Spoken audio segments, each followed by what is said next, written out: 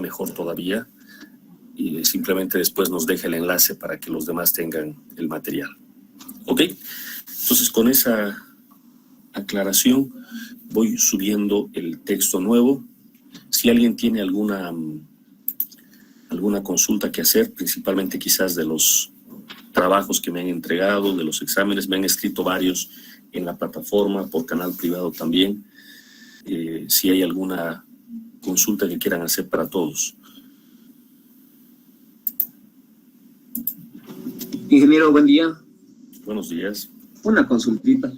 En el esquema del armado, las barras que calculamos de la transición, si no me equivoco, ¿van en cada cara de la columna o es solamente en los laterales lo que se considera?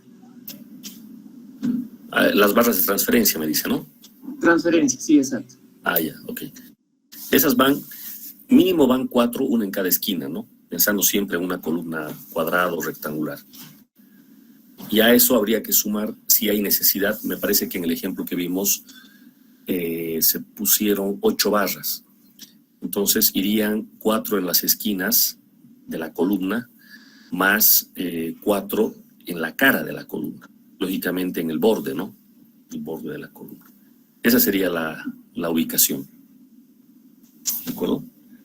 Como en un diseño de columna normal. Siempre a las esquinas y si hay necesidad de más sobre las caras. Y si es un diseño simétrico, entonces tiene que ir el mismo refuerzo en cada cara. Por eso es que yo les decía en el ejemplo, no podíamos pasar, por ejemplo, de 4 barras de transferencia a 5. No habría forma de mantener la simetría. Entonces, prácticamente uno está obligado a pasar de 4 a 8 en ese tipo de diseño. ¿Sí? ¿Por ahí iba la pregunta? Sí, entonces serían 4 y 4 bueno, considerando las esquinas, ¿no? Claro. La cara izquierda y la cara derecha, podríamos decir, ¿no, Inge? Claro, o sea, en las 4 caras de la columna. Ok. Porque la barra de transferencia va sobre la columna, ¿no? Eso es. Ya, perfecto, gracias. Eso es. Y ya el doblado, el gancho que se coloca al interior de la zapata, puede estar orientado hacia afuera, hacia adentro, da lo mismo eso, no hay mayor diferencia. Generalmente lo orientan hacia afuera, pero no hay ninguna diferencia realmente. Ok. Listo. En este momento ya está habilitado en la carpeta bibliografía del curso y les voy a compartir. Un segundito, ya pueden ir viendo. Es el mismo handbook que les he pasado, pero una versión en unidades del sistema internacional, que es un poquito más cómodo. ¿De acuerdo?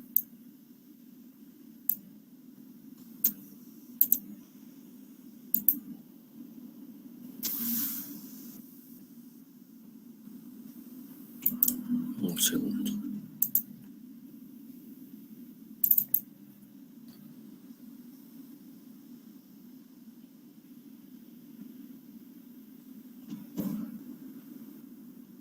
Necesito para la clase de hoy y durante esta semana que tengan a la mano sus planillas, su herramienta de trabajo, ya sea su MATCAD o su Excel, o de última que estén con su calculadora a la mano.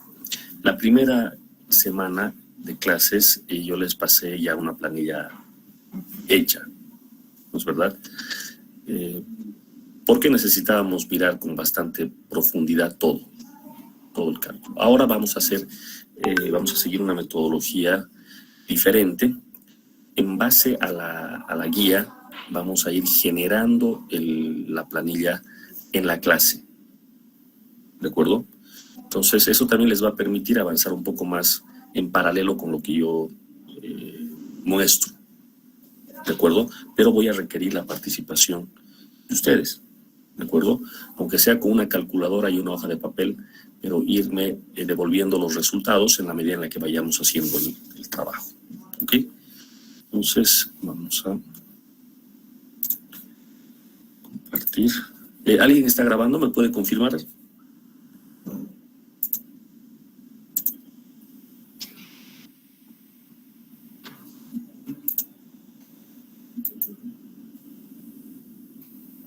Parece que nadie está grabando esta vez.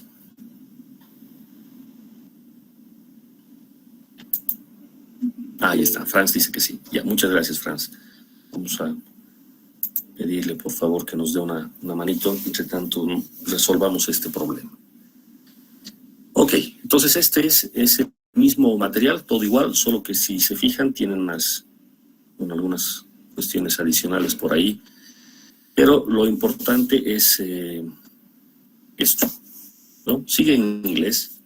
Yo creo que en un tiempo más alguien hará aparecer una versión en castellano, pero de hecho ya nosotros estamos haciendo ese trabajo, ¿no? Cabalmente, de ir convirtiendo toda esta información a una planilla en nuestro idioma.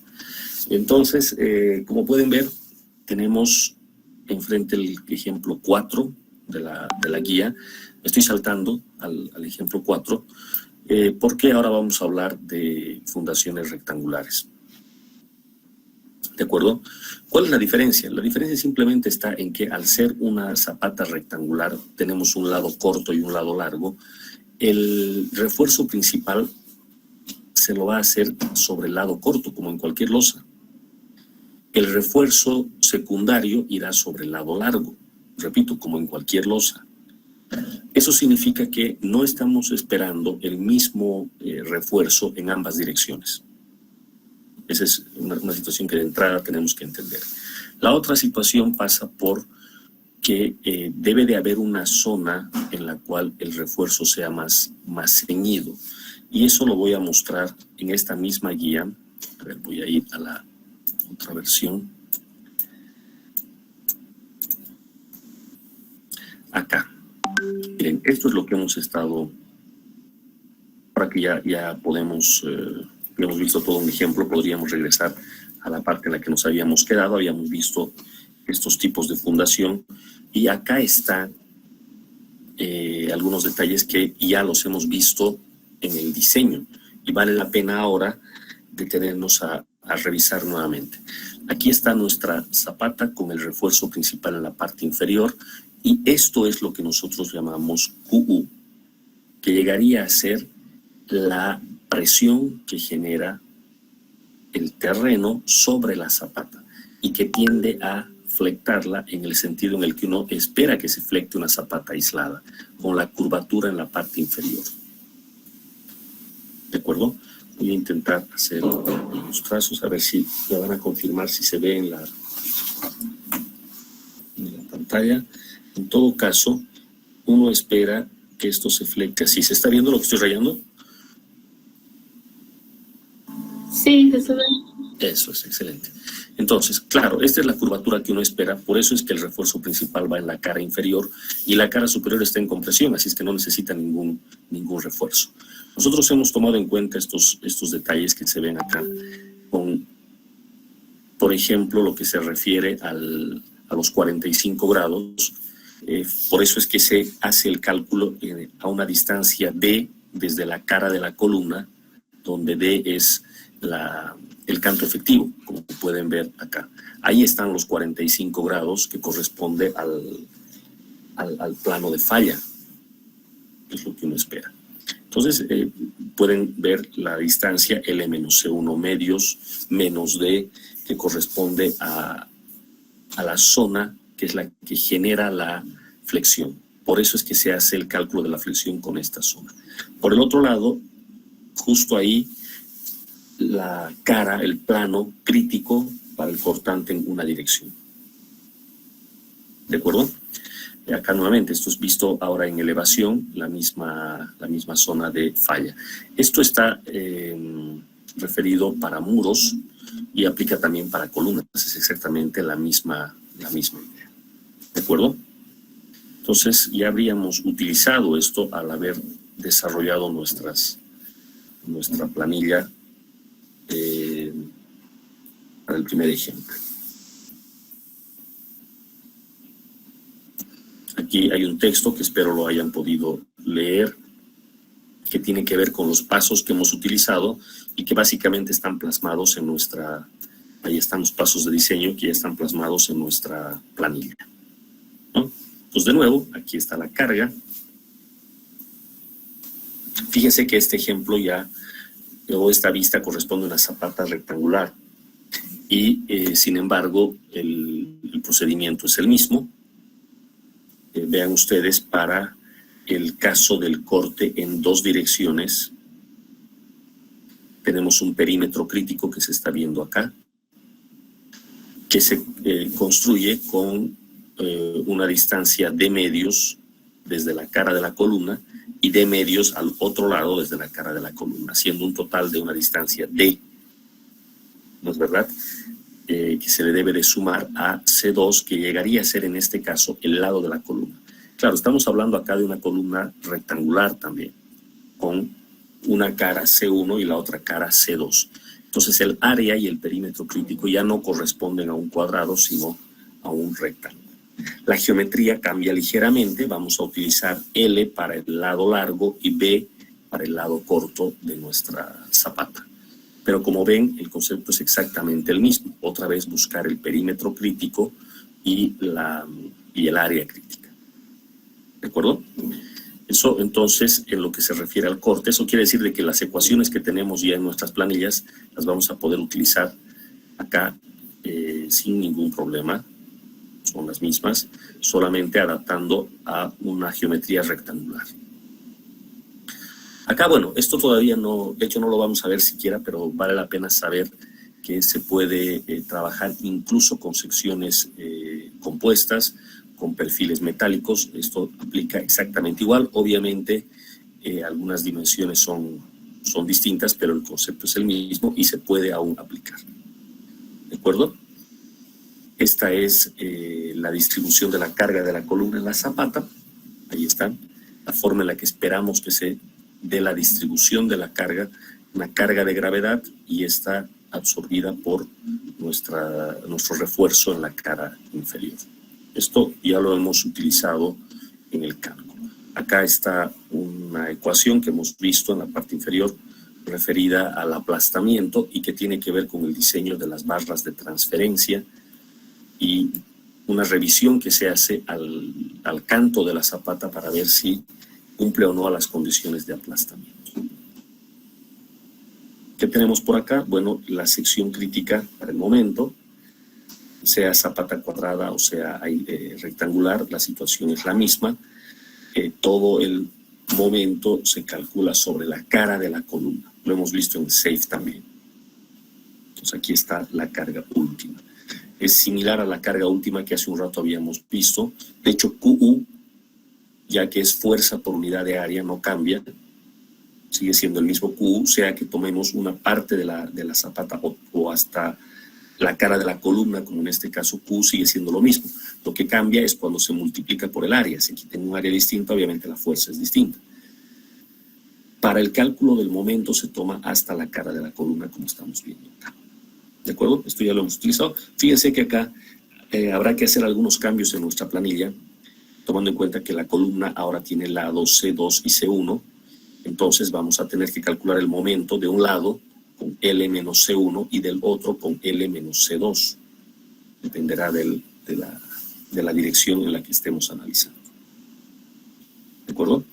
Esta figura la hemos visto con más detenimiento. Aquí están las barras de transferencia, fíjense, dobladas hacia adentro, hacia el centro línea de la columna, pero da igual si se dobla hacia afuera, realmente no tiene ninguna importancia eso. Lo que importa es esta longitud LDC, que es la longitud de desarrollo en compresión, que el espesor de la zapata tiene que ser el suficiente como para que se desarrolle esta longitud. Y hacia el otro lado, LST es la longitud de desarrollo ahora en tracción. ¿De acuerdo? Y esto generalmente está gobernado por el diseño de la propia columna, ¿no? Pero se calcula exactamente igual como en el diseño de columnas para los empalmes. ¿Ok? Veamos acá más figuras. Esta sería una lámina importante, esta figura que tenemos acá, la 11.3, muestra la distribución de las barras en la dirección corta. Recordemos que en una zapata rectangular la dirección corta es la principal, ya lo dije hace un momento y vuelvo a decirlo. Al igual que en una losa en dos direcciones corriente, ¿es verdad? La dirección corta es la principal. Entonces, por lo general, donde se optimiza es en la dirección corta. En la dirección larga no hace falta optimizar nada, entonces se suele colocar un refuerzo uniforme. No es raro ver que muchos ingenieros colocan en las dos direcciones un refuerzo uniforme. No es que esté mal eso, lo que pasa es que se podría optimizar, porque definitivamente la zona que tiene que ser reforzada es la central, y hacia afuera no es necesario. El diagrama de momentos nos va a mostrar, vamos a ver en el cálculo, que no es necesario colocar un refuerzo ceñido. Entonces, si alguien coloca, hace el cálculo del refuerzo, mirando la zona más solicitada, que está al centro, y coloca el mismo refuerzo hasta afuera, bueno, está gastando de más, ¿no? No está optimizando el material, no sería un diseño óptimo. Por el lado de la seguridad no hay ningún problema, está todo muy bien. ¿De acuerdo? Entonces se puede optar por este camino. Fíjense acá, N representa el número total de barras que se acomodan en la dirección corta. Y la distribución sería la que se está viendo acá, considerando que L minúscula es el lado largo, B el lado corto. Fíjense que se escoge esta distancia B, que es la misma, como tratando de formar un cuadrado acá, ¿no es verdad? La misma dimensión corta de la zapata, y a lo largo de esta longitud B es que se disponen los aceros de esta manera. Fíjense en qué proporción. Esta es una fracción. 2 dividido entre L sobre B más 1. Vamos a ver en el cálculo cómo salen los números así. Y bueno, ya que hemos puesto N minúscula barras, nos sobra para un lado N menos N medios y al otro lado N menos N medios también. Esta sería la distribución óptima. ¿De acuerdo? Cuanto más rectangular sea la zapata, con mayor razón hay que hacer esto. ¿De acuerdo? Entonces, esos serían los detalles a tomar en cuenta ahora. Aquí está la fórmula. En el ejemplo que vamos a hacer. Posteriormente vamos a ir a las zapatas con carga excéntrica, pero eso ya es un otro ejemplo. Solo aprovechando la figura, esta es la situación cuando tenemos carga excéntrica.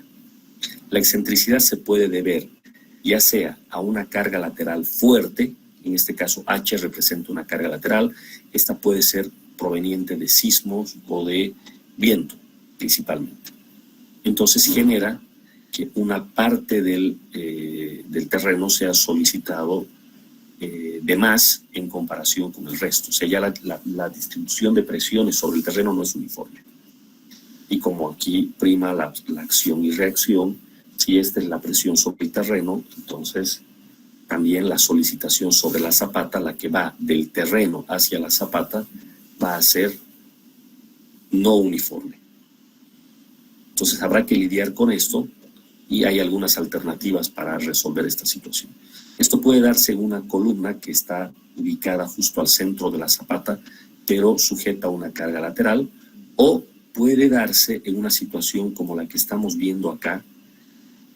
No sé si se nota donde estoy poniendo el cursor, con una columna que se encuentra en el extremo de la zapata y el efecto es el mismo que como si hubiese una carga lateral. ¿De acuerdo? Entonces alguien preguntó sobre esto en una clase pasada, entonces bueno, vamos a analizar en estos días esta situación, pero en un tercer ejemplo.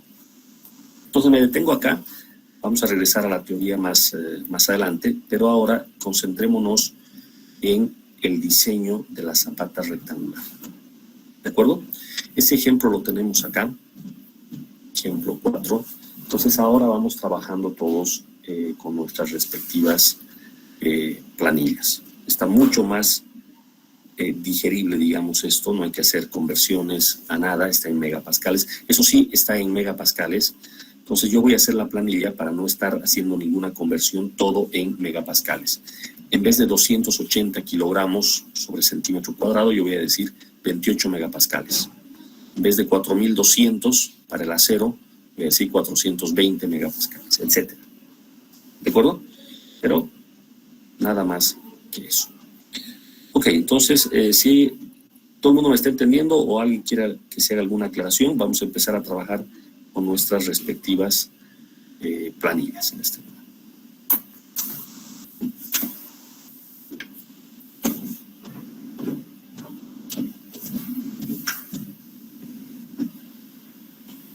¿Todo claro?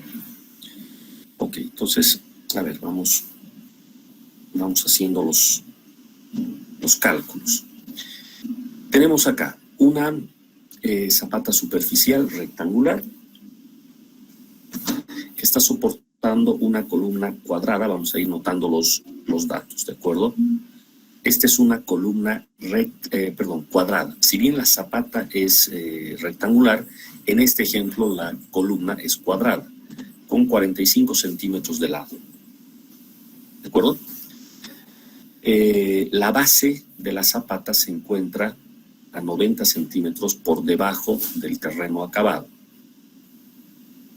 ¿De acuerdo? O sea, el nivel de fundación llegaría a ser de 90 centímetros o 900 milímetros. Cargas. Estas cargas provienen, ya lo dijimos, del diseño de la superestructura.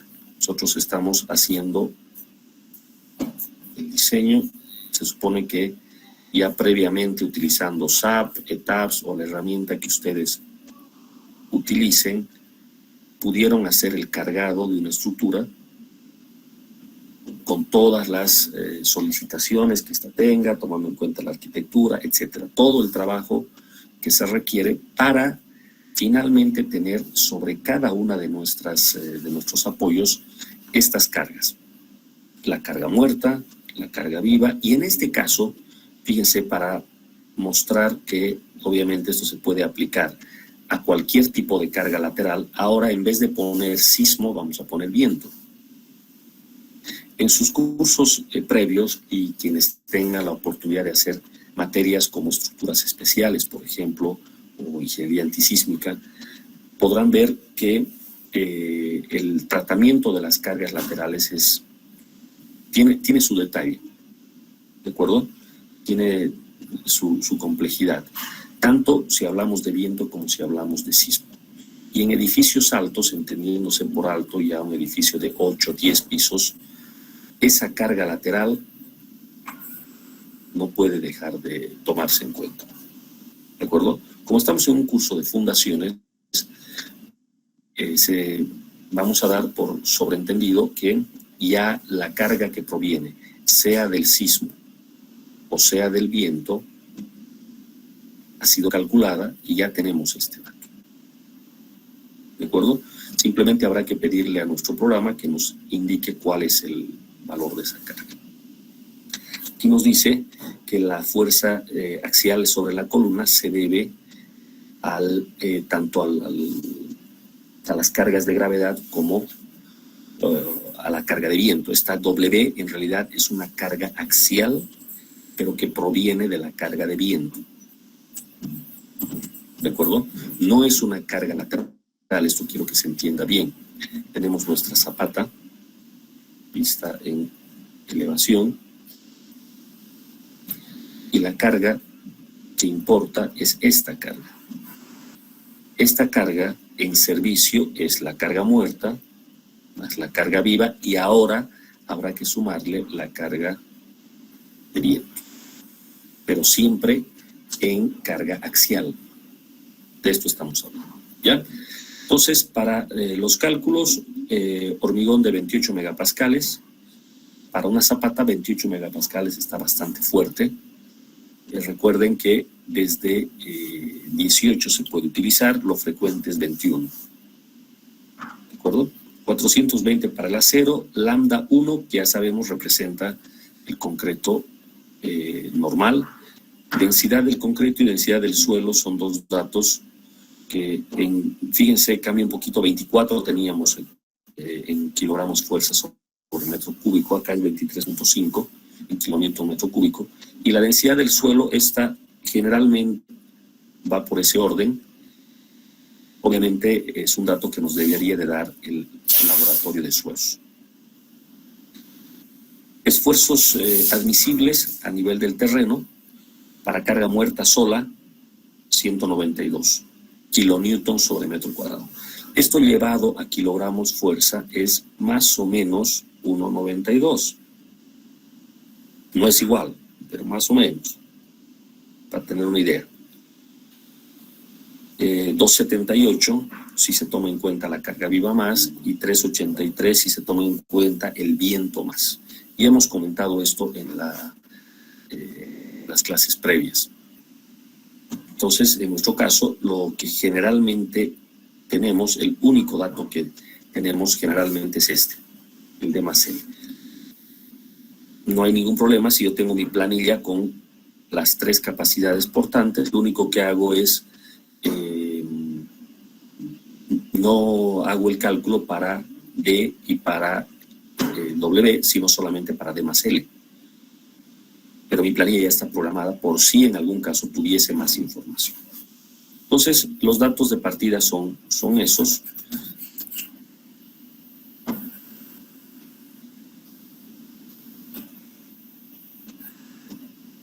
Por favor, el rato que alguien quiera hacer alguna consulta, simplemente interrumpe.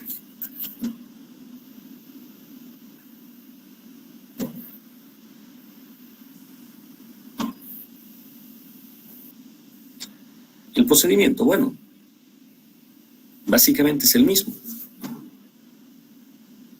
Básicamente es el mismo. Fíjense por acá, volvemos a indicar que se va a hacer el diseño como losa en una dirección y como losa en 2 direcciones, para el chequeo del corte en una y en 2 direcciones. Requerimientos del material, los mismos que ya les había comentado la vez pasada. Si ustedes miran la planilla que ya tienen en español, todo este texto está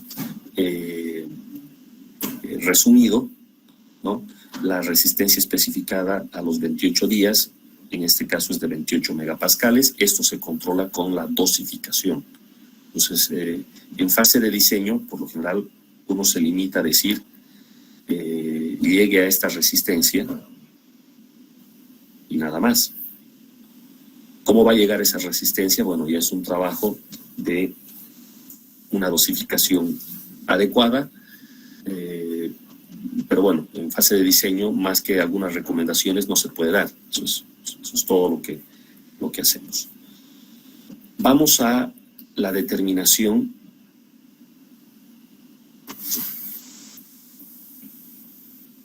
de las dimensiones de la zapata, que llegaría a ser nuestro primer paso. En nuestra planilla de ejemplo, este era el primer paso. Entonces, fíjense, la situación es la misma otra vez. Carga total en servicio, dividido entre la capacidad portante. Acá un detalle que se menciona es que la carga de servicio para el viento se está tomando como el 60% de la carga de viento. Eso es porque el viento se calcula ya con algunas mayoraciones en el código.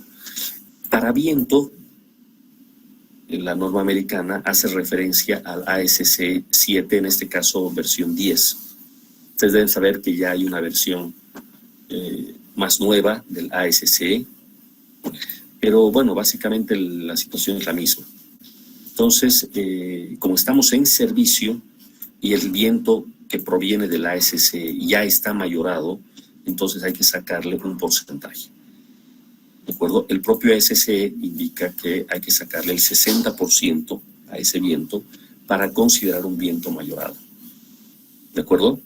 Reitero, esto se estudia con más detalle en un curso, por ejemplo, de estructuras especiales, para quienes vayan a seguir la línea de estructuras. Pero yo creo que todo el mundo entiende que el viento no genera una presión uniforme sobre la estructura, sino que genera una presión variable y una presión que varía con el tiempo. Solamente se hace efectivo esto durante eventos de ráfagas de viento. ¿De acuerdo? Y bueno, los diseños se hacen para las ráfagas que ya vienen mayoradas, y para servicio, reitero, hay que reducir. Ahora, si bien esta es la norma americana, el criterio que se ha adoptado en Bolivia en estos últimos años es el de alinearse casi al 100% a las normas americanas. Y eso facilita las cosas porque si uno revisa la norma boliviana de cargas y la parte referida al viento, se va a encontrar con lo mismo que está indicado aquí en el ASC. O sea, prácticamente esto es lo mismo que tenemos normado nosotros. ¿Ok? Bueno, con toda esa aclaración, pues pasamos a hacer el cálculo del área. Carga total entre presión admisible. Acá tienen en el lado derecho el cálculo para cada una de las cargas. Fíjense, este es para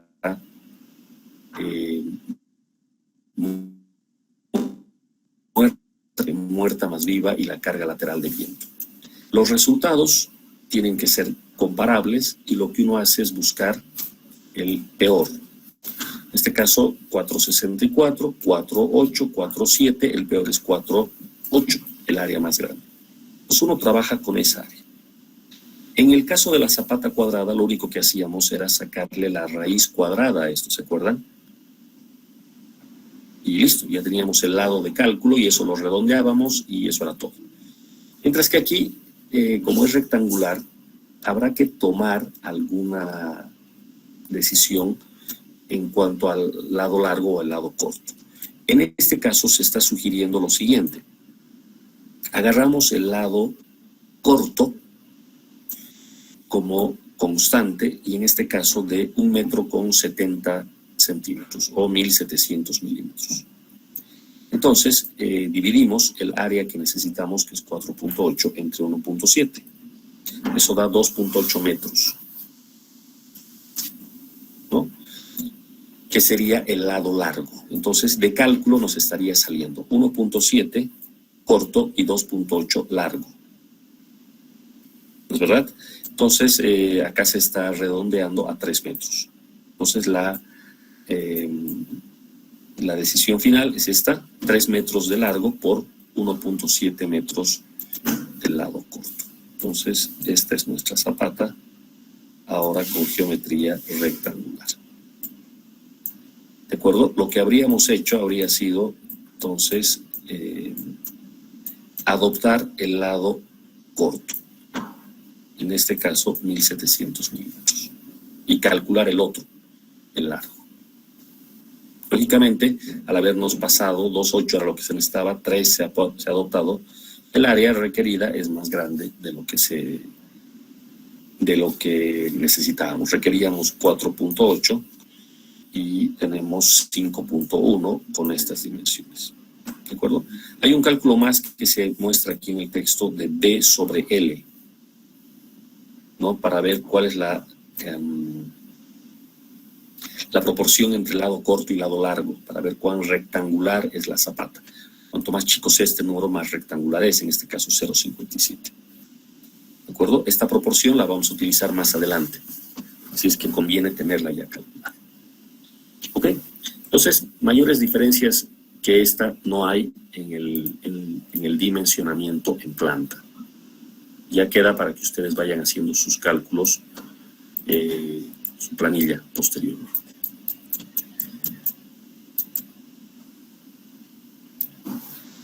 Bueno, con esto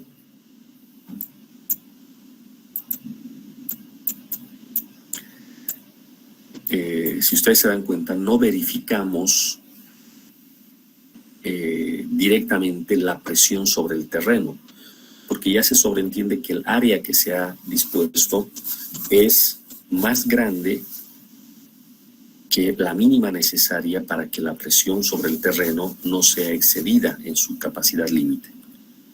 En cambio, esto en el modelo en SAFE no se puede hacer, por eso es que chequeamos la presión sobre el terreno y comparamos con la presión última, ¿no? Bueno, son diferencias. Vamos al siguiente paso. En nuestra planilla entra como paso 2, acá como paso 4, igual que en el ejemplo 1, misma situación. Vamos a calcular el último. ¿De acuerdo? Entonces, acá hay una nota que se está haciendo en esta parte, debido a que no hay momentos que generen excentricidad. La presión bajo la zapata es uniforme, o se le está asumiendo uniforme, ¿no? Es lo que hace un momento les decía. O sea, la única diferencia por ahora es que la zapata es rectangular, aún no hay momentos. Entonces, la presión se calcula de la siguiente manera. Simplemente la suma de las cargas axiales dividida entre el área. Pero noten aquí el subíndice U, que representa mayorado. Entonces necesitamos las cargas mayoradas. Las combinaciones de carga, las que provienen de gravedad, son las mismas que ya sabíamos, 1,4 de las muertas o 1,2 de las muertas más 1,6 de las vivas. Aquí al lado derecho está el cálculo, ¿ok? Solo que acá se tiene que añadir las cargas provenientes del viento. ¿De acuerdo? Aquí dice caso de carga 1, caso de carga 2, caso de carga 4. Y eso es porque se sigue una denominación. Bueno, seguramente esto era caso de carga 3 y este era el 4. No importa. En todo caso, se está siguiendo las combinaciones de carga del código. Cuando se habla de carga lateral de viento, 1,2 de la muerta, más la carga lateral de viento, más la carga viva. Esta es la situación mayorada. Y la otra, 0,9 de la muerta más viento. Si ustedes comparan con la planilla anterior en la que se mencionó al sismo, la situación es idéntica. También hay este extraño 0,9 de D. Medio raro que, sabiendo cuánto es la carga muerta total, uno trabaje con menos de la carga muerta. Sin embargo, la explicación es que este caso de carga, este combo, está hecho para el caso en el que la zapata se levanta en vez de cuando se presiona. Eso también es algo que hay que controlar. Y bueno, ahí el peso propio, en vez de perjudicar, ayuda. Por eso es que se lo reduce en vez de aumentar. Entonces, esa es la razón. ¿De acuerdo? Idéntico a lo que teníamos en el otro caso. Bueno, aquí están los cálculos. Ustedes pueden después revisar a mano. Tendríamos los distintos QUs. Lo que hay que hacer es trabajar con la envolvente, o dicho de otro modo, con el máximo valor. Entonces, comparo 2,44, 3,49, 4,49 y 3,10. Claramente este es el que manda. O sea que en este ejemplo, a diferencia del ejemplo anterior, en el que mandaba la carga de gravedad, la combinación de gravedad, aquí manda la combinación de carga lateral. ¿Siempre va a ser así? No, no lo sabemos. No lo sabemos. O sea, hay que probar. Cuando ustedes están seleccionando las combinaciones para el diseño de la zapata en SAFE, asegúrense de que estén todas. Y bueno, el programa va a calcular con todas. Y si estamos haciendo a mano el cálculo, bueno, no queda más que uno por uno calcular y escoger el máximo. Ponerle un if a nuestra planilla y hacer que escoja el máximo, en este caso esto. ¿De acuerdo? Entonces, esta es la máxima presión que genera la zapata sobre el terreno y, en consecuencia, la máxima que genera el terreno sobre la zapata también. ¿De acuerdo? Aquí en este cálculo a mano, el 449.6, por simplicidad, lo están convirtiendo en 450. Y continúa nuestro diseño. Listo, ya tenemos nuestra carga última y con esto podemos empezar a hacer la verificación del cortante. Otra vez, primero corte en una dirección, One Way Shear Design, y luego 2 direcciones. Para una dirección ya esta parte es conocida. Es exactamente lo mismo que hemos hecho antes, solo que, fíjense, se está haciendo aquí el cálculo sobre el lado largo de la zapata. Claro, este tiene que ser el más crítico, ¿no? Entonces, la situación es la misma. A una distancia D desde la cara de la columna se escoge el plano crítico. Y con esto se hace el cálculo. ¿De acuerdo? La carga que importa es la que se encuentra aquí achurada, la que hace el terreno sobre la zapata en este lugar. ¿Ok? Aquí tenemos la condición. La resistencia reducida, phi-Vn, tiene que ser mayor que la solicitación. el corte nominal depende del concreto y depende del acero. Pero de nuevo, aquí no tengo estribos. Así es que todo el corte nominal va a ser simplemente el que aporta el concreto. ¿Ok? Paso importante en esta verificación, asumir el espesor. Acá se está asumiendo un espesor de 700 milímetros. ¿De acuerdo? Entonces nuestra zapata tendría un canto total H. Esto se adopta por criterio del calculista, del ingeniero. Ya uno tiene que tener más o menos una idea, ¿no? Si está haciendo la zapata para una casa de 2 pisos, no va a ponerle 70 centímetros, obviamente con 30, que es el mínimo, ya va a dar, no va a necesitar más que eso. Pero si está calculando un edificio de 8 niveles y quiere poner zapata aislada, pues es muy probable que necesite 60, 70 centímetros de espesor, como acá. ¿De acuerdo? Ahora, bueno, si se equivoca, tampoco es mucho problema, porque para eso está la planilla, le dirá si tiene que aumentar o reducir. Como siempre, el canto efectivo, tomando en cuenta que por aquí está nuestro refuerzo principal, y el canto efectivo es esto. El cálculo, el mismo que hemos visto en zapata aislada. ¿Qué hay que hacer? Restar el H menos el recubrimiento. Recuerden que el recubrimiento mínimo tiene que ser de 5 centímetros. En este ejemplo ahorita vamos a ver cuánto se está tomando. Aquí está. El cover es de 75 milímetros, o sea, 7.5. ¿De acuerdo? Mínimo 5 centímetros, no se puede poner menos que eso. Y entra aquí dB medios. ¿Qué cosa es dB? dB representa el diámetro de esta barrita. Esto es dB. Ahora, ¿cómo yo puedo saber cuánto vale este diámetro si estoy empezando mi diseño? Pero este problema ya lo hemos visto en el otro ejemplo también. Yo sé que el acero va a ser barras de 16, ¿no? Si la zapata es muy grande. Si la zapata es pequeña, poca carga, serán barras de 12. O sea, más o menos espero eso, no es que sé, más o menos espero esos resultados. ¿De acuerdo? Si me equivoco, que cabe dentro de lo posible porque recién estoy empezando el diseño, ese error se compensa sin ningún problema.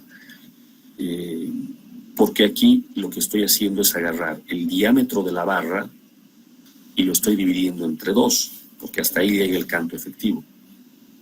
Si yo coloco 1.6 centímetros, o sea, phi de 16, 1.6 centímetros dividido entre 2 me da 0.8. ¿De acuerdo? Y si era barras de 20, en vez de 20, perdón, si fuese una barra de 20 milímetros, 2 centímetros entre 2, eso es 1 centímetro. Vean la diferencia entre 1 centímetro y 0.8 centímetros. No es una diferencia considerable, o sea, ese error, entre comillas, es algo que se puede tolerar sin mayor dificultad. Y claro, si es que quiero que todo sea perfecto en mi diseño, cuando ya esté pasos abajo revisando el diámetro, puedo regresar a esta parte y sacar el valor exacto. Pero realmente no es algo fundamental, no es algo demasiado importante. A ver, me detengo acá, alguien me está haciendo una pregunta.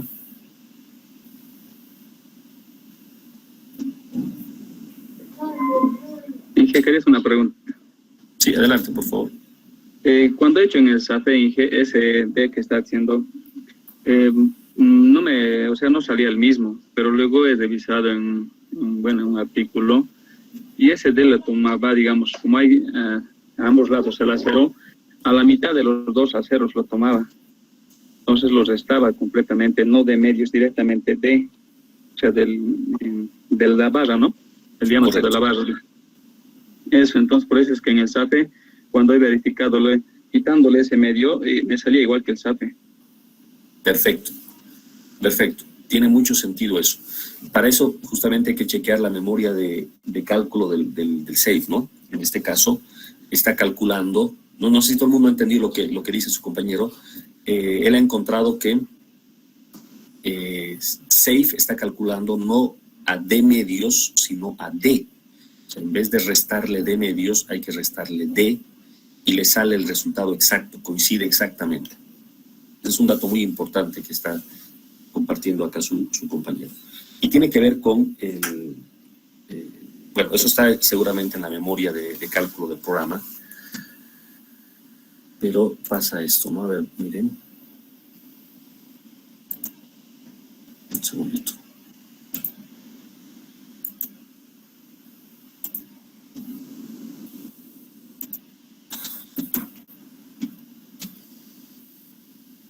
Esto es así, ¿no? Tenemos nuestra zapata. Y claro, es una parrilla lo que uno tiene. Entonces se entiende que el refuerzo principal es este y el refuerzo secundario va arriba, porque yo necesito que el brazo sea más grande para el refuerzo principal, por eso lo coloco abajo. Lo que está haciendo la planilla, lo que nos están recomendando acá, es restar hasta D medios. O sea, justo hasta la mitad del refuerzo principal, el que aquí es la línea horizontal, hasta la mitad. Pero si le resto en vez de DB medios, simplemente DB, o sea, el total, me estaría situando a la mitad, no sé si se logra notar, a la mitad entre el refuerzo principal y esto, o sea, justo aquí. Lo cual tiene mucha lógica, ¿no? Tomar hasta ahí el recubrimiento. Ahora, está muy bien, o sea, uno siempre trata de buscar lo más exacto que pueda, para eso está haciendo su cálculo. Pero ahora noten ustedes esta situación. ¿Para qué se usa este canto efectivo? El canto efectivo lo usamos para el cálculo de los cortantes, tanto el cortante último como la resistencia. El cortante último, aquí está, con la misma ecuación que hemos visto en el caso anterior, en la zapata cuadrada. O sea, necesito la carga última, QU, y eso multiplicar por un área. ¿Qué área? El área crítica que la teníamos marcada acá, esta área. ¿De acuerdo? Entonces, ahí se calcula con esa distancia D. Si yo tuviese una pequeña imprecisión en mi canto efectivo D, entonces pues estaría anotándose en el cálculo de BU. Pero ya como les comenté hace un momento, estamos hablando de discrepancias a la fracción del centímetro, al milímetro. Tomando en cuenta que L vale 3 metros, 2 metros y medio, una discrepancia al milímetro en 2 metros y medio no es algo que sea determinante. ¿Me dejo entender? Esto es VU entonces. Y acá abajo tengo la resistencia. La resistencia la calculo con la ecuación habitual. Ojo con esto, pero 0,17. En las planillas, por favor, cuidado con meter la pata en esta parte. ¿Ok? Estamos trabajando en kilonewtons, estamos trabajando en megapascales, no en kilogramos fuerza. Entonces, la resistencia ya no trae el 0,53, ¿se acuerdan? No, no hay 0,53, sino es 0,17. Muy importante eso. Entonces, bueno, haciendo números, ¿qué es lo que ocurre? Fíjense aquí, en el ejemplo de cálculo, el canto efectivo da 615.5 milímetros. 0.5 milímetro. Esa precisión a la décima de milímetro no tiene ningún valor, ninguna importancia práctica. La precisión en la ingeniería, en nuestra ingeniería, llega al milímetro. ¿De acuerdo? Entonces, si yo coloco 615, está muy bien. Acá, obviamente, tengo que redondear y podríamos ahondar en este punto. Podría yo redondear a 615 o 616. ¿Cuál me conviene más? Bueno, 615 por el lado de la seguridad. ¿No es verdad? Ok, entonces voy a hacer mi cálculo así, con 615 y calculo el cortante último. Tengo fuerza sobre área, multiplico por el área, tengo fuerza.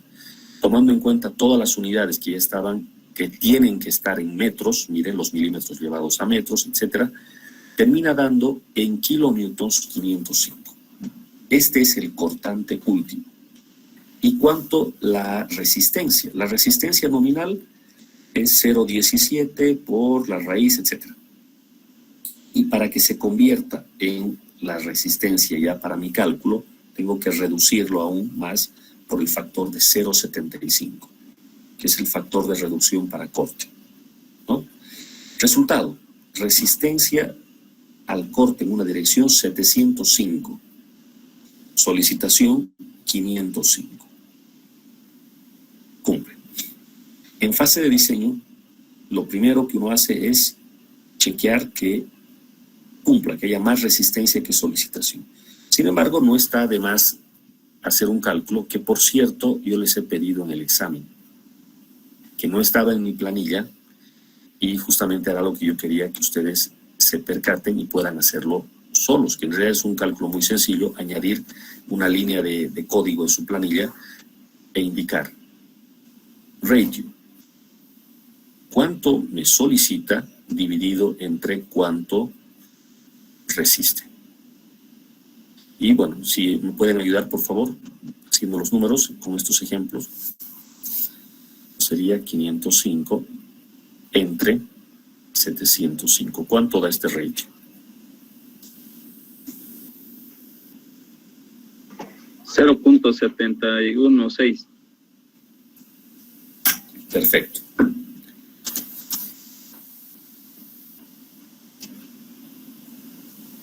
O aproximadamente 0.72, que ya está muy bueno este dato. Entonces, el ratio para corte en una dirección es de 0.72 en este caso. ¿Qué significa esto? Que el elemento ha sido dimensionado de manera que está siendo solicitado al 72% de su capacidad. Dicho de otra manera, podríamos reducir el canto para que esto sea más eficiente. Pero no es momento de hacer esas reducciones. Primero hay que hacer el resto de las verificaciones. ¿De acuerdo? Entonces, esta línea del ratio vale la pena, muchísimo, vale la pena tenerla en la planilla. Aquí en este ejemplo del libro no coloca, pero orienta mucho el tener.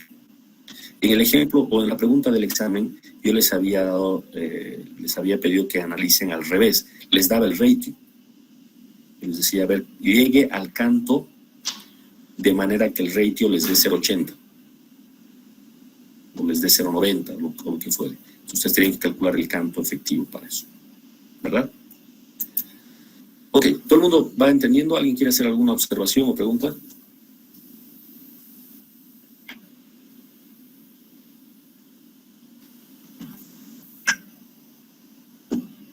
Perfecto. Noten que como es una zapata rectangular, habría que hacer esto en las dos direcciones, pero el lado que manda siempre es 1. Entonces, algunas de las verificaciones basta hacerlas solo en esa dirección. En este caso, se está haciendo al lado largo, porque es ahí donde el corte se va a anotar, ¿no? Bueno, ahí está long direction. Ahora va el short direction, sería la otra dirección. Fíjense, claramente esto es distinto. El área que solicita el corte es esta que está achurada acá arriba. Es menos probable que esto sea lo que mande, pero si yo tengo una zapata muy rectangular, a pesar de que tengo un espesor pequeño, con mucho largo, podría tener una carga. Entonces, bueno, no queda más que hacer la verificación ahí también. Entonces, vean ustedes qué interesante. Esta es la verificación en el lado largo, con esta área, tomada a una distancia de desde la cara de la columna. Y esta es la nueva verificación, también a una distancia de desde la cara de la columna, pero bueno, la geometría es distinta, ¿no? Yo no sé a priori, sospecho que esta no va a ser la que mande, pero me puede estar engañando la escala. Así es que no me queda más que por las dudas hacer nomás el cálculo de nuevo. Otra vez, chequear el corte en una dirección. Ya tengo definido el canto efectivo D, entonces tengo que hacer el cálculo de la misma manera. Ah, pero acá viene una cosa interesante. A ver, noten este detalle. ¿Cómo estaba calculado el D en el caso anterior? ¿Cómo está ahora? En este caso, para la dirección corta, viene H menos el recubrimiento, menos el diámetro de la barra, menos el diámetro de la barra dividido entre 2.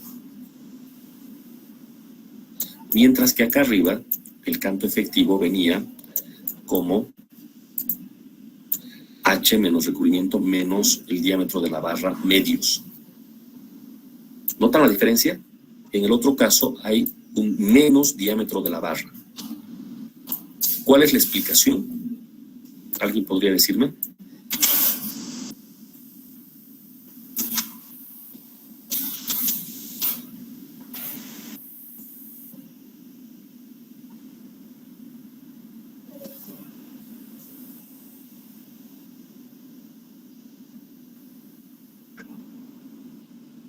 ¿Se entiende lo que estoy diciendo? Acá para el canto efectivo, cuando se estaba chequeando el lado largo, se puso la misma fórmula que en el ejemplo de la zapata cuadrada. O sea, H menos el recubrimiento menos la mitad de la barra a flexión. Pero acá, en el lado corto,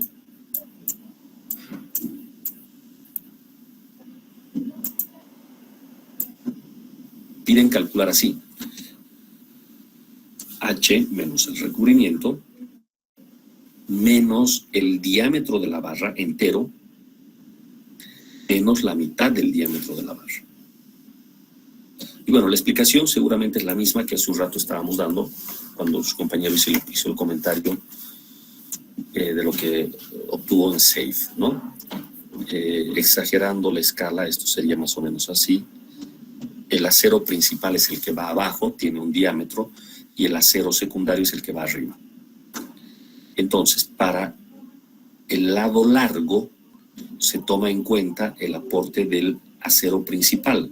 Entonces, hay que llegar hasta el centro línea del acero principal. Por eso es que se resta menos diámetro de la barra medios. Esto es para el lado largo. Pero para el lado corto, que es el que estamos viendo ahora, hay que restar hasta el centro línea del acero secundario. Entonces hay una diferencia. Ahora necesitamos restar el diámetro de la barra menos el diámetro de la barra medios.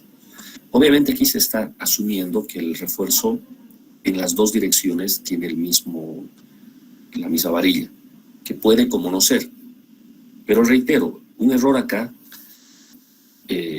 va del orden de los milímetros, y ese nuestro ratio que hace un rato hemos calculado de 0,72 podría terminar siendo 0,73 o 0,74 a lo sumo, si es que uno coloca el diámetro correcto. ¿Me dejo entender? Entonces, no es algo que sea significativo. Claro, si yo tengo un ratio que está llegando al 100%, ahí sí esta pequeña diferencia podría hacer que me pase hacia el lado de la falla o me quede del lado en el que cumple. Pero eso es si tengo un ratio muy al límite, ¿no? Y esa es la situación. Bueno, entonces acá se está haciendo el cálculo con barras de 19.1 milímetros que llegan a ser el FIDE 20. Se está colocando el diámetro nominal. El FIDE 20 en realidad, viendo en las tablas, tiene este diámetro, 19.1, bueno, no hay ningún problema, menos 19.1 medio. Si le ponen 20, no se hagan líos, lo mismo. No pasa nada. Entonces, tengo un otro canto efectivo para la dirección corta. Y eso va a hacer que me cambie el valor de la resistencia, en este caso, PVN, y del VU. En realidad, el VU es el que cambia porque la solicitación ahora viene del área que está aquí arriba, este VU. Entonces, este es el cálculo nuevo que se está haciendo. El FIVN no va a cambiar. ¿De acuerdo? Veamos entonces cómo queda esto.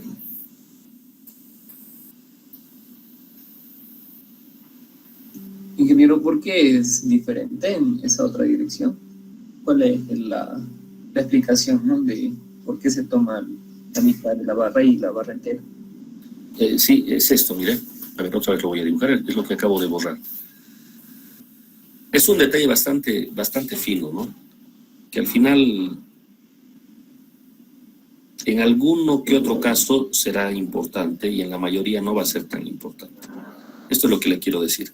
Cuando vaya a hacer el armado de la zapata, va a colocar el refuerzo acá, el principal. El principal siempre va al lado corto, o sea, el principal es este, que va en este sentido. Ese es el que yo estoy dibujando aquí como la línea horizontal. Y el secundario es el que va en el otro sentido. Entonces yo lo estoy dibujando al secundario como estos puntos acá arriba. Siempre se pone al secundario adentro, no al revés. O sea, el que está más hacia afuera, más lejos del eje neutro, es el refuerzo principal, porque es el que tiene más brazo. ¿No es verdad? Entonces, bueno, así sería nuestro armado. Lo que pasa es que cuando verifico en la dirección, en el corte sobre la dirección L, sobre el lado largo, el acero que interesa es este que está aquí, el principal. Mientras que cuando hago el cálculo sobre el lado corto, el acero que trabaja es el otro. ¿Entiende? Estamos haciendo la verificación del corte en una dirección. Por eso es que pasa esto, en una dirección. Entonces, el canto efectivo, ¿cómo se define el canto efectivo? El canto efectivo es la distancia que parte desde el borde del elemento, en este caso la cara superior de la zapata, hasta el centro línea del acero de refuerzo. Como yo tengo dos aceros acá, dos líneas de acero, una que está abajo y uno que está arriba, depende cuál de los dos es el que está trabajando, en este caso al corte. Entonces, iba al lado largo, el acero que trabajaba era el de abajo. Era este. Este es el que trabaja al lado largo. Mientras que para el lado corto, el que trabaja es este otro. Este va al lado corto. O sea, la barra que está arriba. Entonces hay una pequeña diferencia. Si yo, en este ejemplo están tomando diámetro de la barra como 20 milímetros. O sea, phi de 20. Como si tuviésemos barras phi de 20 abajo y phi de 20 arriba. O sea, en las dos direcciones, quiero decir. ¿No? Entonces, el primer canto efectivo es menos recubrimiento y menos la mitad de 20 milímetros, o sea, dB medios. Mientras que para el otro, ya tengo que restarle el menos dB y tengo que volver a restarle menos dB medios. Por eso se pone esto así. ¿Me entienden? Ahora, esta es es más conceptual que otra cosa, porque en la práctica la verdad es que restar estos 19 o no, mucha diferencia no hace. No va a ser. Pero bueno, hay que colocarlo. ¿Ya? Entonces, el resultado final aquí termina dando 596.35. Una vez más, esto redondeado solo al milímetro, 596, y de preferencia hacia abajo, ¿no? Hacia el entero inferior. Esa es la diferencia. Entonces, por favor, en las planillas, tomar en cuenta eso. Ya no tenemos un solo canto efectivo. Ahora tenemos dos, dependiendo de en qué lado estamos trabajando. En el lado largo o en el lado corto. ¿Ok? Bueno, los números vienen acá de esta manera.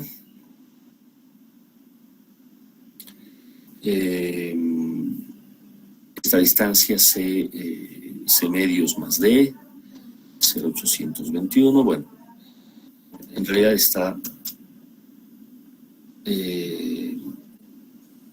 lo que me interesa es, vamos a ver,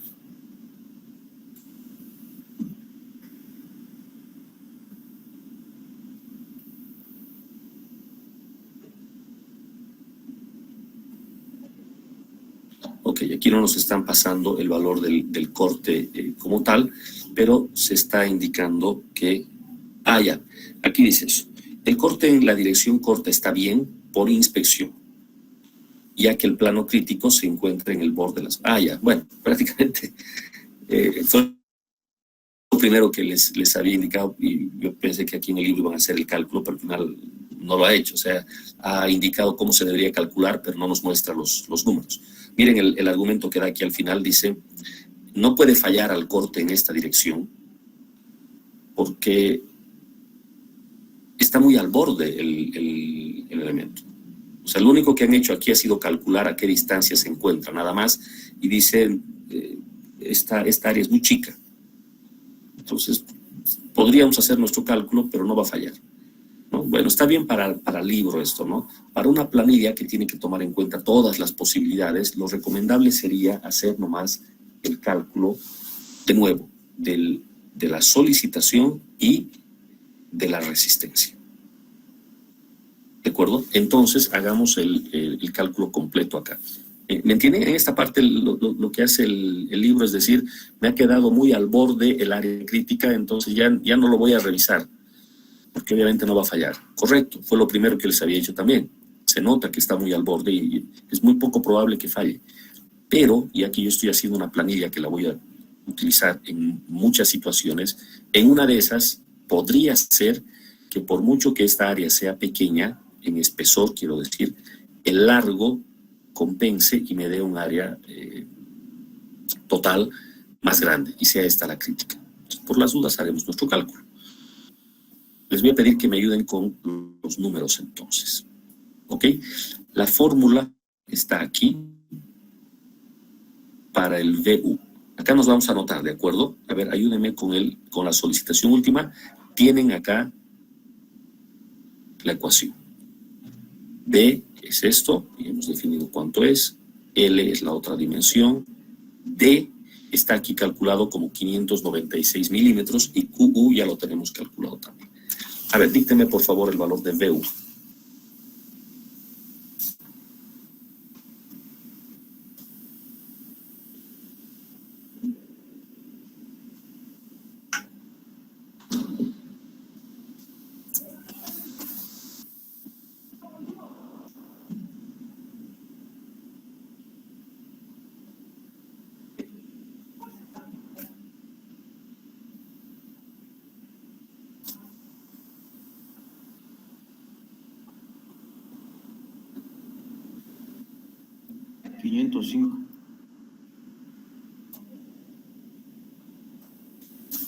Un poquito más fuerte, por favor, no lo escuché.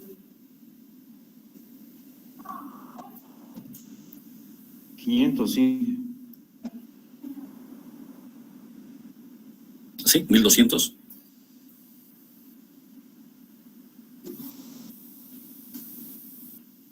Ok, si alguien nos puede confirmar, por favor.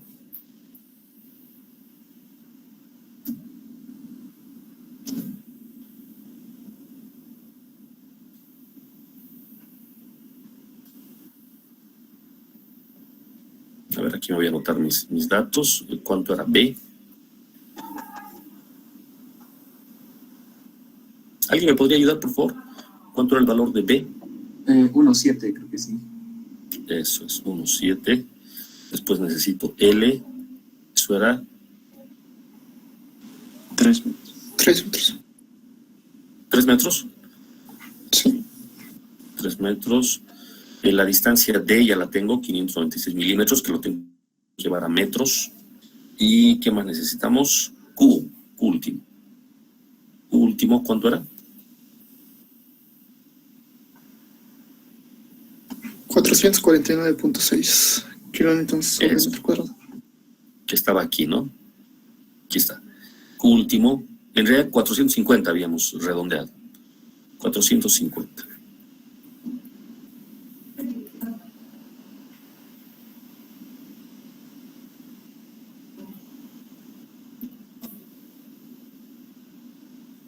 Y esto está en kilonewtons sobre metro cuadrado. Hay que tener cuidado, entonces estaría todo en unidades de kilonewtons. Y reemplazando en esta ecuación, ¿alguien puede verificar el 1200 que dictó su compañero?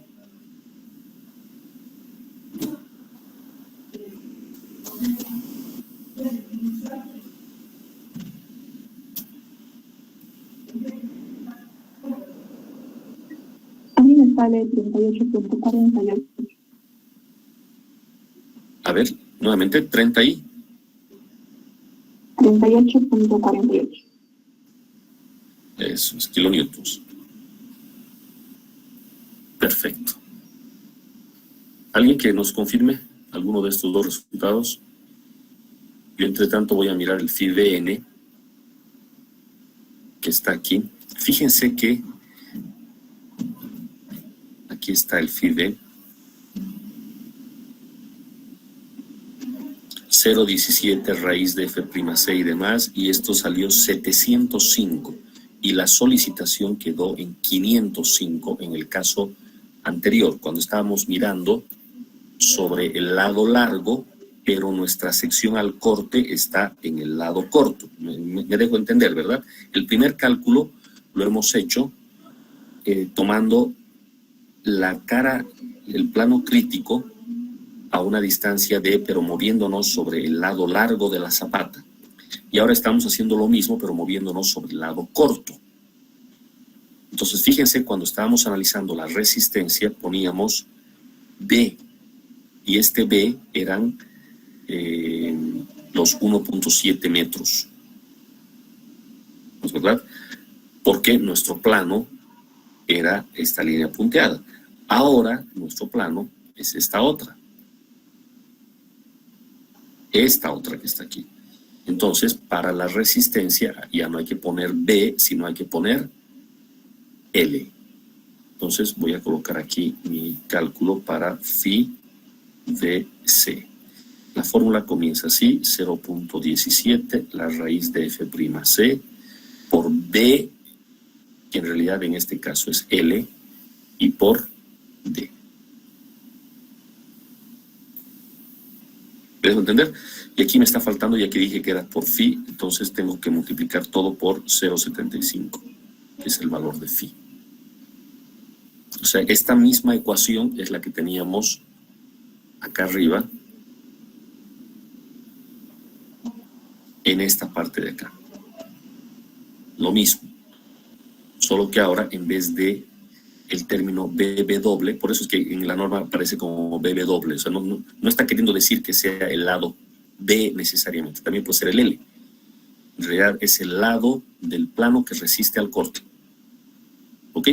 Entonces, ahora sí podemos terminar de hacer nuestros números y necesito que me vayan confirmando los resultados, por favor. Inge, ahí me sale 39.15. 39.15, en todo caso se parece Sí. más a este. Sí, igual. Ah, ya, genial. Entonces, este lo vamos a quitar. Y de una vez en limpio, 38.48 o 39.15, la diferencia es muy pequeña, básicamente está bien. Entonces, esta es la solicitación. Y la resistencia, mire la solicitación tan pequeña, comparado con los 500 que teníamos en la otra dirección. Ya ahí uno se da cuenta de que va a cumplir sin duda. Porque fíjense, tengo menos solicitación y más resistencia que hace rato. O sea, esto sin duda va a cumplir. Es una formalidad lo que estamos haciendo. ¿De acuerdo? Entonces, por favor, díctenme ahora el resultado de todo esto. Fíjese.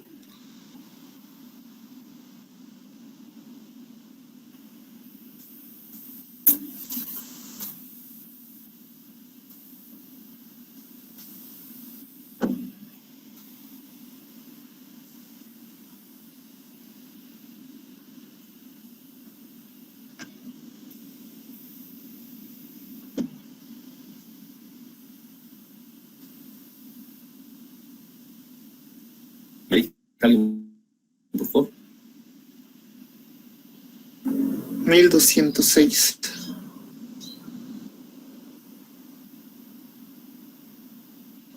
Eso es. 1206. Entonces, lo que aquí decía en el texto, y que era algo que también yo les había indicado de principio, se está confirmando, ¿no? El efecto de haber cambiado de área de corte. Estoy yendo del área pequeña al área grande, ¿no? Eso ustedes saben, si tengo más área que resiste al corte, entonces tengo más margen todavía. Y no solo eso, he aumentado mi resistencia, hace rato tenía 700 algo de resistencia, ahora tengo 1200. Pero por el otro lado, la solicitación se ha reducido, porque tengo un área que genera el corte más chica que antes. Entonces, sin lugar a dudas, en esta dirección no pasa nada, o sea, cumple con mucho. Esta no era la dirección importante. ¿De acuerdo? Pero bueno, ahí está. En las planillas, por las dudas, hay que calcular todo, no cuesta nada. Programar una vez y que el programa calcule y nos diga, bueno, está todo saliendo bien. Ok, con eso termina la verificación al corte en una dirección. Como habrán visto, lo único que hemos hecho ha sido, en vez de un cálculo, 2. Y chequear que en los dos ocurre, o sea, hay suficiente capacidad. ¿Ya? ¿Alguna pregunta que alguien quiera hacer?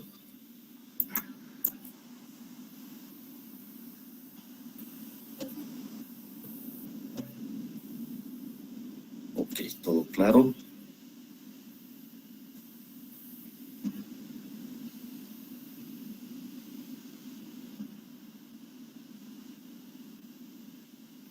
Listo. Sigamos. Corte en dos direcciones. Misma situación. Corte en dos direcciones. Lo primero, que es lo que dice la teoría del corte en dos direcciones o del punzonamiento, este es el perímetro crítico. Otra vez nos tenemos que mover a una distancia de medios desde la cara de la columna. ¿De acuerdo? Si la columna es cuadrada, entonces va a quedar un perímetro y un área crítica también cuadrados. Si la columna es rectangular, pues esto va a quedar rectangular. ¿Hay alguna diferencia? Ninguna. Es lo mismo. Todo funciona igual. El área que está achurada fuera es la que genera la fuerza de punzonamiento, el cortante por punzonamiento. Pues si se va a romper, ¿no? En términos coloquiales, si se va a romper esta zapata por punzonamiento, lo que va a ocurrir es que la zona de falla va a ser esta línea punteada que tenemos aquí. ¿Quién resiste al corte? Pues solamente el concreto, VC. VS, que es el corte provisto por los estribos, no existe en una zapata porque no hay estribos. Entonces, tal como antes, la resistencia al corte es simplemente la resistencia provista por el concreto. La fórmula para el perímetro, bueno, en este caso es un cuadrado, 4 por paréntesis C más D, que haciendo los números da 4.222 milímetros para los datos de este ejercicio.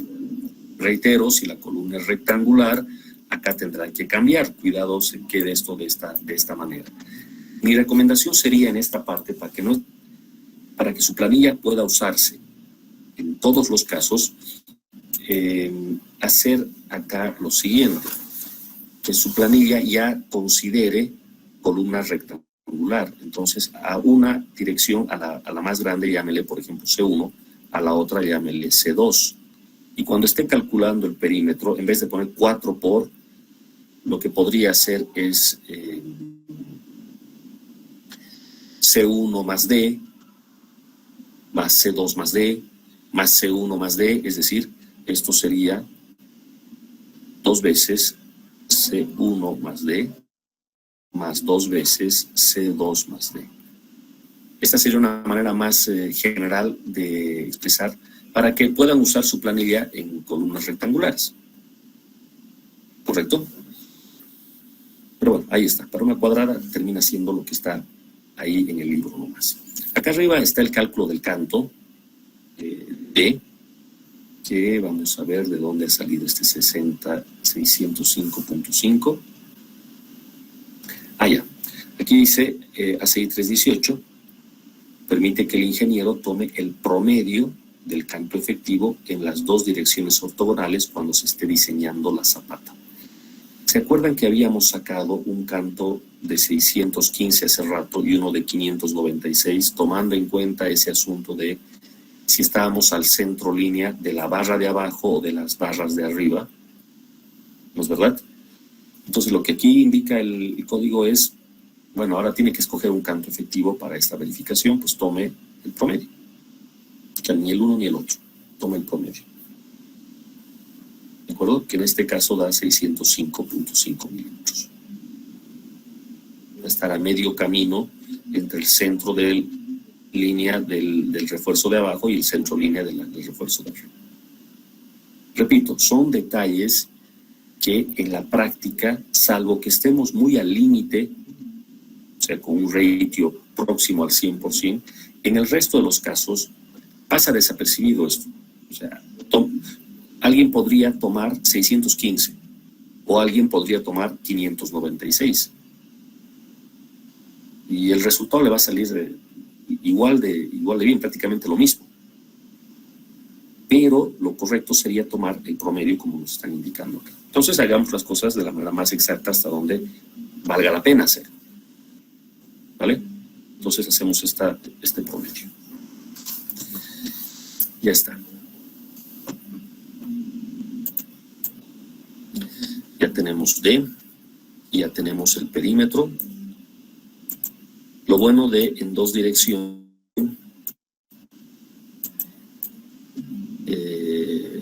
bueno, ya de una vez se hace el cálculo, de por sí el cálculo viene en dos direcciones, o sea, no hay que hacerlo al lado largo o al lado corto, de una se hace todo. Entonces veamos los cálculos como vienen acá.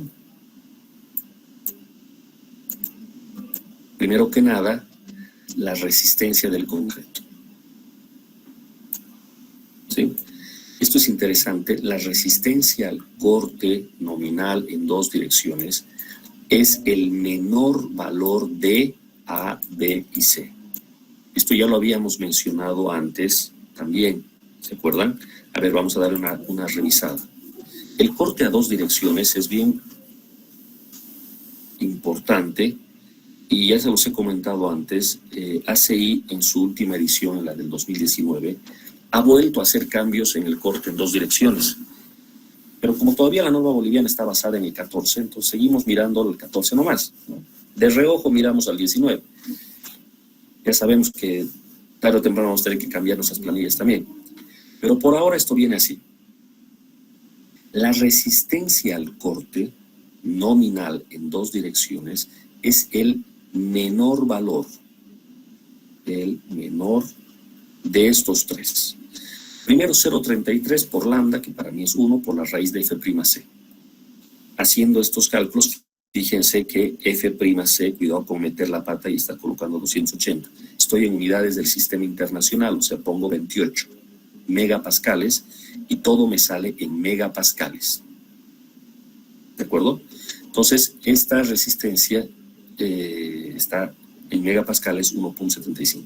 Trae unidades de fuerza sobre área esta fórmula. Toditos estos vienen en fuerza sobre área, o sea, en este caso en megapascales. La otra es esta, 0,17 paréntesis 1 más 2 sobre beta.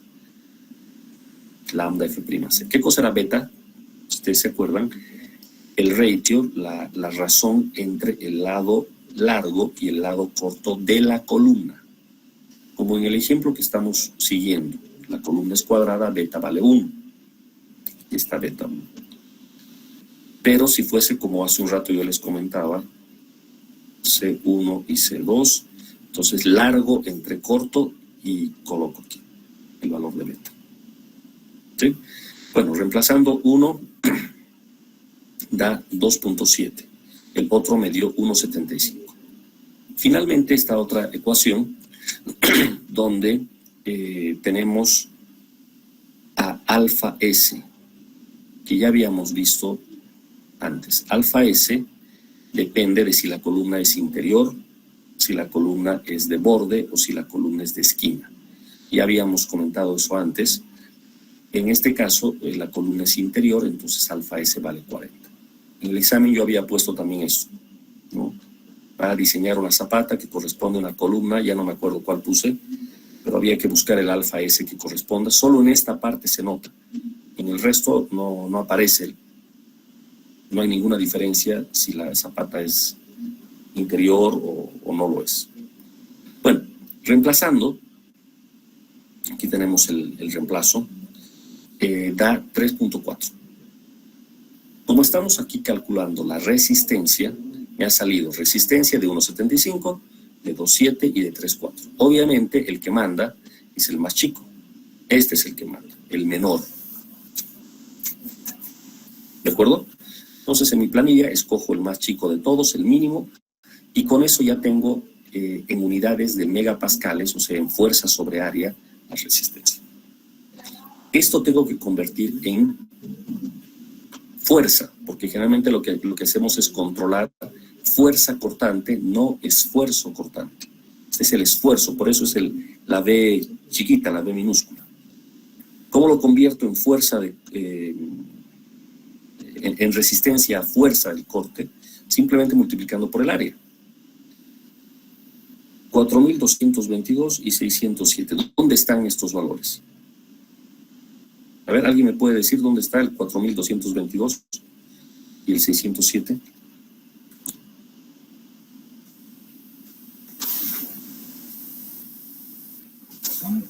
El perímetro crítico es Inge y el canto.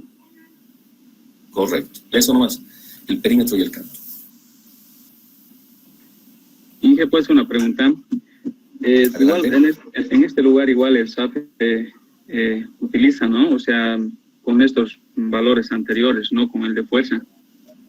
Porque para hacer el Raytheon, por ejemplo, utiliza, digamos, en este caso, digamos, tomamos entonces 1.75 megapascales, toma, para hacer esa revisión, y no ya con la multiplicación.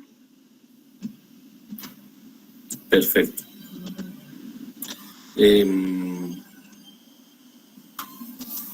Lo que ocurre es que uno puede hacer la verificación ya sea en esfuerzo o en fuerza.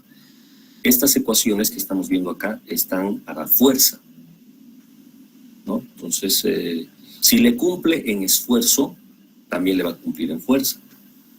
Al final es equivalente. Pero lo que estamos haciendo aquí es controlar en fuerza. ¿De acuerdo? Entonces está muy bueno. En SAFE, por lo visto, entonces está controlando así. De todas maneras, SAFE nos da los resultados justamente así, en fuerzas y en esfuerzos. Tal cual, forces o stresses. Y uno le pide el resultado como quiera. Y tiene ambos, en realidad. Tiene ambos. ¿Sí? Bueno, entonces ya hemos introducido acá el perímetro y el canto, y la fuerza que resiste el concreto es de 4.474 kilonewtons, que tiene que ser reducida por el coeficiente de minoración de 0,75, dando una fuerza total de 3.355. Esto tendrá que compararse con la resistencia, o más bien con la solicitación última, y a esa la tenemos aquí abajo. Acá ya estamos en lo último del cálculo. FIBC, aquí, VU, que sería simplemente, tomando en cuenta el área, multiplicar el Q último, bueno, aquí está la fórmula, tal cual, último por L por B menos C más D al cuadrado. Y esa fórmula viene de acá arriba, de esta figura que ya habíamos mostrado hace un momento. Como ven, entonces es exactamente lo mismo, el concepto es el mismo, por eso es que podemos pasar un poco más rápido. Aquí está. El área achurada es la que genera la fuerza cortante. El plano que se encuentra justo por esta línea punteada, y hay que mirarlo hacia abajo en profundidad a una distancia. ¿De acuerdo? Entonces, aquí está mi formulita, el cortante último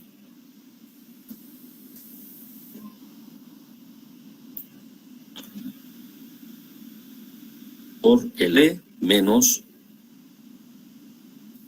C en cuadrado. A estas alturas tenemos los dos resultados que nos interesan. ¿Cuánto resiste con todo y las reducciones el concreto, 3.355. ¿Cuánto solicita, en este caso, la combinación crítica? 1.794. Por lo tanto, 3.355 es mayor que 1.794. Esto está ok. Y tenemos una reserva bastante grande, ¿no es verdad? Cuando nosotros dividimos 1.794, a ver, ayúdenme a hacer eso más para terminar, por favor. Otra vez, VU entre phi de N. ¿Cuánto da eso? 0.53. Perfecto. O sea, un ratio aún peor que hace rato. Peor en el sentido de que me está sobrando más capacidad todavía.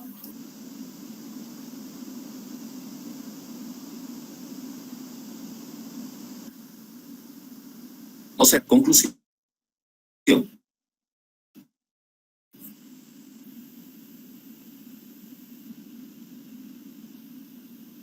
Al corte en una dirección teníamos un ratio de acciones. La situación se hace menos eficiente todavía, 0.53. Conclusión, tomando en cuenta toda la verificación al cortante, esta zapata tiene un canto exagerado. La única razón por la cual podríamos mantener este canto sería si más abajo, cuando vayamos a revisar la transferencia de esfuerzos, se vea que por aplastamiento necesitamos este canto y por longitud de desarrollo también necesitamos este canto. Pero si incluso en esos casos nos sigue sobrando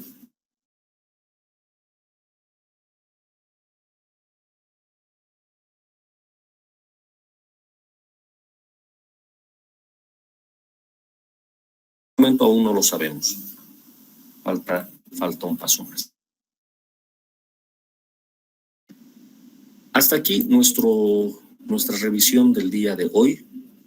Entonces, yo creo que ya la forma de trabajo está entendida. Miren, aquí se ha hecho la verificación de la presión, ya tomando en cuenta las dimensiones finales. Como lo dije al principio, no teníamos, cuando se está haciendo el predimensionamiento en planta, no tenemos los valores exactos todavía, pero ahora ya los tenemos. Lado B, 1,70, lado largo, 3 metros, canto 700 milímetros. Ya podemos calcular exactamente la presión sobre el terreno. ¿De acuerdo? Y ver que no rebase la capacidad total. Acá está esta resta que es sumamente importante, donde se está restando el peso del concreto menos el peso del suelo, para sacar el peso real efectivo.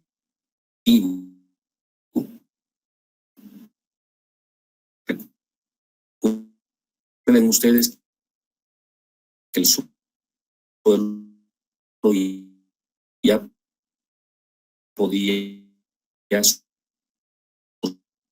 sostener su queda solamente una fracción. Se hace el cálculo. Finalmente, en estas condiciones no se exceda la capacidad total. Con eso se estaría completando esta parte del cálculo y podríamos empezar con el diseño a flexión, que ya no lo vamos a hacer hoy, sino al arrancar la clase de mañana. ¿De acuerdo? Entonces, aquí me detengo. Creo que, como decía hace rato, y la metodología del trabajo está clara. Me han pasado las listas, quisiera comentarles eso, las listas supuestamente definitivas. Yo supongo que ya no se va a volver a abrir más esto. Y el número de inscritos se ha reducido. Así es que incluso en el tema de los exámenes no vamos a necesitar dobles salas ni nada. Ok, nos facilita un poquito las cosas. Les pido por favor, jóvenes, que el trabajo es continuo. Estos cursos, la única forma de que sean efectivos, que valgan la pena hacer estos cursos de temporada, es que se le pueda dedicar de parte de ustedes casi la dedicación exclusiva a la materia. ¿De acuerdo? Lo ideal es inscribirse a una sola materia en estos cursos y dedicarse a tiempo completo. Yo entiendo que hay más de un estudiante que trabaja, que tiene otras actividades y demás, pero es que el curso no está hecho pensado en eso. El curso está hecho pensando en que ustedes se van a dedicar casi a tiempo completo. Si toman 2 materias, realmente yo no sé cómo se puede hacer 2 materias de verano en estas condiciones. No se me ocurre cómo se podría hacer. Cada quien ya decide lo que hace, ¿no? Para quienes tienen trabajo extra universidad y les cuesta dedicarse, pues van a tener que hacer un esfuerzo aún más grande. Yo les voy a pedir prácticas y exámenes a cada 3 días más o menos. O sea, otra vez, en cuanto terminemos este ejemplo, que ya va a ser básicamente mañana, y en 2 días otra vez hacemos lo mismo, un pequeño examen y su práctica. Y así vamos a avanzar hasta el 20 de febrero cuando se acabe el curso. ¿Ya? Eso es, señores. Si hay alguna pregunta, por favor, caso contrario nos desconectamos. Ingeniero, la anterior página podría volverlo a explicar, es que se entrecortó un poco su internet. Ah, ya, perfecto. ¿Esta de la presión total sobre el terreno? Sí, por favor. Ah, ya, perfecto. Decía yo que esto lo habíamos visto en el ejemplo anterior también, es la misma verificación que se hace una vez que ya tenemos las dimensiones definitivas de la zapata. Porque en el paso 1 estábamos predimensionando, aún no sabíamos si iban a ser definitivas o no las presiones. En cambio aquí ya sabemos las dimensiones, mejor dicho. El lado corto es 1,70, el lado largo es 3 y el canto es 70 centímetros para nuestra zapata. El cálculo de la presión sobre el terreno no es nada más que fuerza entre área. Tan simple como eso, fuerza entre área. Pero para la fuerza, para el caso de la fuerza, el cálculo de la carga muerta es el que cambia. La carga viva y la carga de viento no van a cambiar, pero la carga muerta cambia porque nosotros no habíamos considerado este detalle de la diferencia de peso entre el concreto y el suelo. ¿Se acuerdan que decíamos, es que los dos son más o menos parecidos, vamos a tomar como si fuesen lo mismo? Pero eso está bien para predimensionar. Ahora que ya estamos verificando, ya no podemos mantener eso. Ahora hay que calcular con los valores exactos. ¿De acuerdo? Entonces se hace esta resta. Estamos hablando siempre para el peso muerto. Por eso es que aquí en el libro al D le ponen un asterisco. Este D es distinto del que teníamos originalmente. Hay que sumarle a estos 19 kilonewtons y estos 16 kilonewtons, que aquí, bueno, por lo visto el 16 se volvió 17, debe ser un tema de redondeo, no importa mucho. El asunto es que originalmente yo tenía solo 890 kilonewtons y con eso había hecho el cálculo. Pero en la realidad tengo que sumarle estos 17 y estos 19. ¿De dónde vienen estos? El primero viene del peso de la zapata. ¿De acuerdo? Y para eso, miren cómo se calcula. 1.7 por 3. O sea, esta es el área en planta de la zapata. Por 0.70, eso es el volumen de la zapata. Todo esto es el volumen de la zapata. Multiplicado por el peso específico, pero el efectivo. O sea, ¿cuál es el efectivo? Es el del concreto menos el del suelo. Y esto lo saben ustedes porque cuando no existía la zapata, este volumen que ahora lo ocupa la zapata estaba ocupado por el suelo. Y el suelo no tenía ningún problema en soportar ese peso. Ahora lo que tiene que cargar es un peso un tanto mayor. Entonces, ¿cuánto es ese un tanto mayor? Es 23.5 menos 18.9. Peso del concreto menos peso del suelo. ¿Me dejo entender? Haciendo los números, esto da 16 kilonewtons. Entonces, estos 16 son el peso de la zapata por encima del peso que tiene el suelo ocupando este mismo volumen. Entonces, estos 16 kilonewtons son adicionales a lo que el suelo, cuando no había zapata, tenía que soportar. ¿Ok? Por el otro lado tengo esto. el peso del suelo como tal. Por lo general las zapatas no se quedan descubiertas. O sea, tras que se construye la zapata, se la tapa, ¿no? Se vuelve a rellenar el lugar. Obviamente ya me queda un volumen de concreto que debo de excluir, ¿no? El relleno que voy a hacer, ahora, ¿cómo se calcula? Pues simplemente 0,9 menos 0,7. ¿De dónde 0,9? 0,9 era, si ustedes recuerdan los datos, 0,9 era el nivel de función, que no lo habíamos usado para nada, ¿no? Entonces aquí viene esto así, otra vez mi zapata. Aquí está mi zapata. Y por aquí está el nivel del terreno.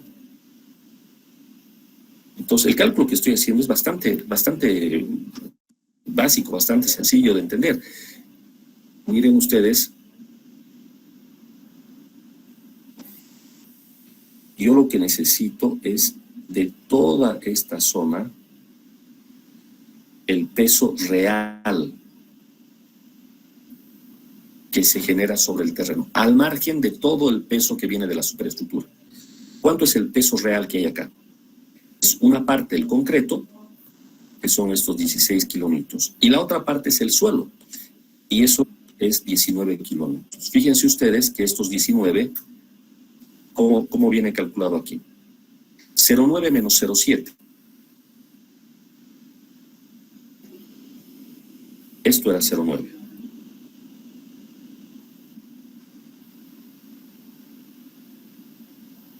Nivel fundación. No sé cómo le llamaban en suelos a esto, pero finalmente se pone así.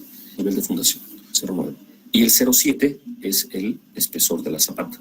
Entonces, claramente 0,9 menos 0,7 es lo que queda ahí arriba de suelo.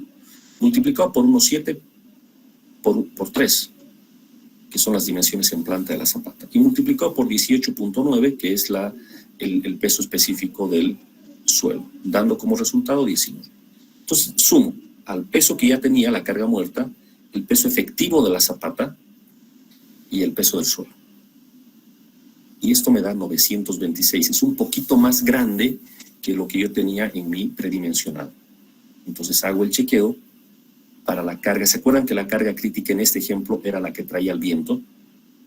Entonces utilizo esa combinación, fuerza total dividida entre el área, y me da una capacidad, o más bien una presión sobre el terreno de 361. Cuando yo tenía una capacidad admisible de 383, entonces cumple. Esa es la verificación que hemos hecho acá, tomando en cuenta ahora los pesos reales. Ya no estamos en predimensionamiento. Y este mismo cálculo tendríamos que hacer también, ¿no? En la zapata cuadrada. Creo que no lo hemos considerado, pero no en el anterior ejemplo. Sí lo hemos considerado. Sí lo hemos considerado. Es exactamente el mismo cálculo. Tal vez no lo hemos visto a detalle, pero sí es lo mismo. Es exactamente el mismo. De todas maneras, con esto podría, si es que no lo tiene en su planilla, podría regresar y lo añade, ¿no?